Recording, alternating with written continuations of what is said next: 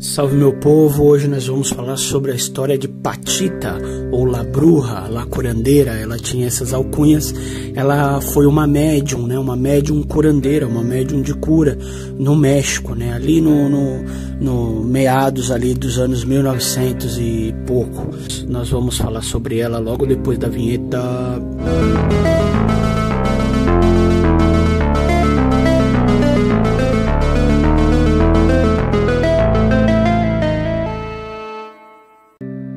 Nascida com o nome de Bárbara Guerrero, né, em meados dos anos de 1900, ela nasceu em Chihuahua, né, no México. E ela, desde que nasceu, ela demonstrava ter dons espirituais, né? Ela, bebezinho, ela olhava para as pessoas e falava: aquela pessoa ali vai falecer. E passava alguns dias ou até mesmo horas e o cidadão ia de arrasta. E aí começou a assustar todo mundo em volta dela, né, na região, inclusive a família.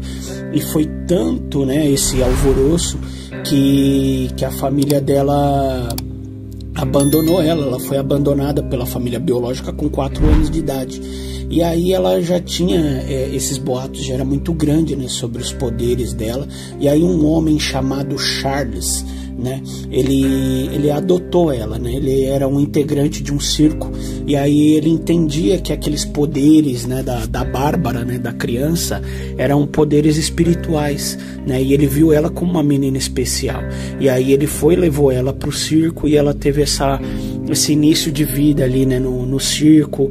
E aí ele começou a ensinar ela sobre como cuidar da vida espiritual. E aí, conforme ela foi aprimorando isso e ela foi crescendo, ela começou a curar os animais do circo, né? Ela começou a ter esse dom, né, mesmo de cura cada vez mais aflorado, né? E aí ela obviamente naquela época ela teve muito estudo no campo espiritual, mas ela não pôde frequentar a escola, então ela não teve muito estudo acadêmico. E aí a vida foi passando, ela foi crescendo, e aí teve uma guerra revolucionária no México, né, entre 1910 e 1920. E ela serviu como soldado. E aí, depois, né, dela ter servido como soldado, ela teve dificuldade de conseguir emprego, né, porque ela não tinha estudos, né. E aí ela decidiu a passar a se apresentar como cantora, né, num cabaré, e também vendia bilhetes de loteria, né. E aí nesse período ela teve relacionamentos, né, como, né, qualquer pessoa tem, e ela chegou a ter filhos e tudo mais, né. E aí ela foi morar no último andar da torre do edifício chamado Rio de Janeiro, um prédio, né, que é localizado na Plaza Rio de Janeiro, que é um bairro chamado Colônia de Roma, né, que fica na cidade do México.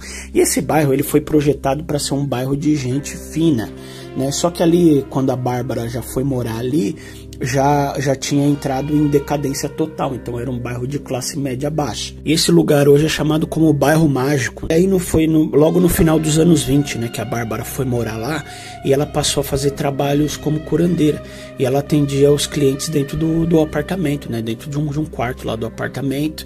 E aí foi aí nessa época que ela começou também a ser chamada de La Bruja, né, La Bruja. E ali a casa dela era a casa da bruxa, porque também tinha um telhado meio pontudo que parecia um chapéu de bruxa, e ali a fama dela ali foi se espalhando pelos atendimentos, né, e por essa fama de bruxa. E aí ela passou a ser mais conhecida não como bruxa, mas como Patita, né, e ali que virou o seu grande nome, né, famoso.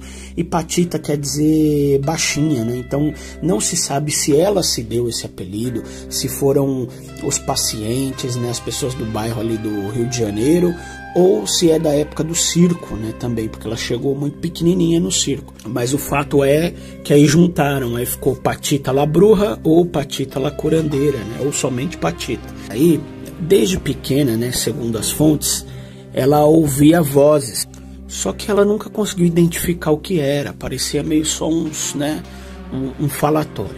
Aí até quando ela começou a fazer esse serviço de curandeira, essa voz começou a ficar mais límpida ali na cabeça dela, e ela começou a se comunicar com essa voz.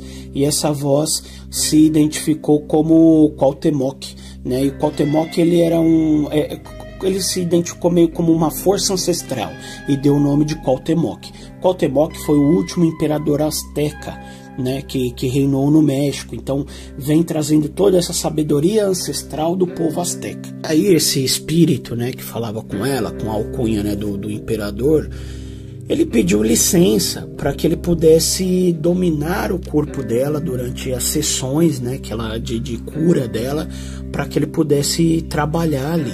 E ela permitiu. E ela sentia, como, né, a descrição dela, que quando o Cuauhtémoc, né, dominava o seu corpo ali, as suas ações, parecia que ela tinha caído em um buraco. A sensação era essa.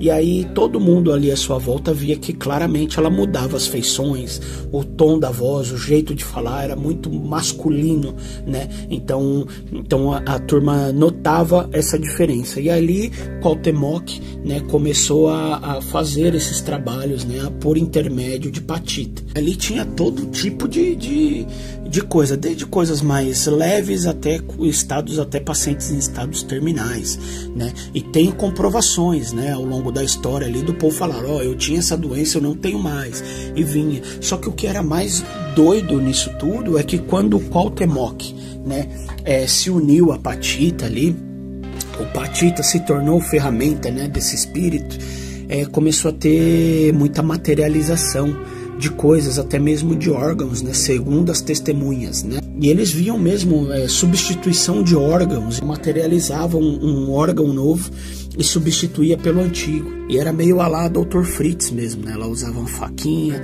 ia, cortava, e tinha vários procedimentos, até de inveja. Teve um casal que chegou lá e ela falou, isso não é problema físico, isso é espiritual, é inveja. E ela tirou da cabeça da mulher um emaranhado da cabeça da mulher, do abdômen do marido, né, um emaranhado de linhas, né, com uma massa negra. E aí eles nunca mais tiveram problema. Teve menina que tinha problema de locomoção, e aí ela materializou um osso e inseriu, né, na coluna dessa menina, e a menina andou. Era coisas muito absurdas, né? E ali ela foi chamando a atenção, logicamente, né, do México inteiro. E aí os estudiosos começaram a ir ver ela, falando, não, vamos desvendar, vamos tirar essa farsa aí. E ninguém nunca conseguiu. Inclusive teve um escritor, um cineasta da época, chamado Diodo, né? E ele chegou lá, ele se disfarçou e foi lá. Ele falou, hoje ela vai ver só. Aí quando ele chegou lá, ela falou, olha, eu sei que você tá disfarçado, seu nome é tal, olha aqui. Aí ela materializou um pingente que era pirâmide com olho, né? Que é olho de Horus ali, né? Que era o logo do filme dele, né? Que ele tinha acabado de lançar. E aí ele falou, caramba, que coisa, ele era muito cético. E aí ele falou, não, pera aí, eu vou ver o que é isso. Aí ele começou a acompanhar a mulher. Ele falou, não, eu vou desmascarar essa mulher.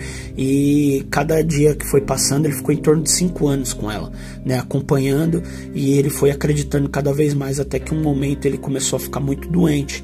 E aí ela falou, você tá com tumor no fígado. E aí ela foi e fez essa substituição, né? Ela fez essa cura, né, nele, ele se curou, e aí ele nunca mais teve dúvidas, né, de quem era Patita. E ele inclusive chegou a escrever um livro sobre ela também na época. E ela foi acompanhada a vida inteira por médicos, cientistas, né, da época, pessoas renomadas ali com bagagem cultural e acadêmica, né, para acompanhá-la, e ninguém nunca conseguiu desvendar alguma farsa, notar alguma farsa, e todos foram testemunhas oculares, né, do que aconteceram, tanto que tem vários registros, né, dessas pessoas ali sobre Patita, né, das materializações, das curas, das substituições, né? E a Patita, né, vale ressaltar que ela era uma mulher sem escolaridade, e ela não tinha nenhum conhecimento, né, de medicina, e ela nunca se promoveu para a mídia. Não foi ela que se promoveu, foram as pessoas que geraram burburinho, né, em nome dela. Ela não cobrava pelos serviços ali, né, prestados, e ela atendia gente de todo tipo, desde moradores de rua até pessoas da alta classe mesmo, até políticos, pessoas muito influentes na sociedade que pediam descrição, né, e era sempre de graça. Ela aceitava doações. Aí você fala, mas só que essas doações, a maior parte, ela ajudava os necessitados, né? Ela vivia na mesma casa simples, humilde, e ela teve uma vida assim simples, né? e por isso ela é considerada uma das mulheres mais extraordinárias, né, do México principalmente. E ela viveu até o dia 29 de abril de 79. E a Casa das Brujas, né, que era o apartamento dela, até hoje é muito visitado, né? Ele é considerado um ponto turístico muito importante na cidade do México. E essa foi a história de Patita, né, ou Bárbara Guerreiro, né? E aí, você acredita nisso? Deixa aí no comentário para ver qual é a opinião de vocês. Vou ficando por aqui, até mais, falou, fui!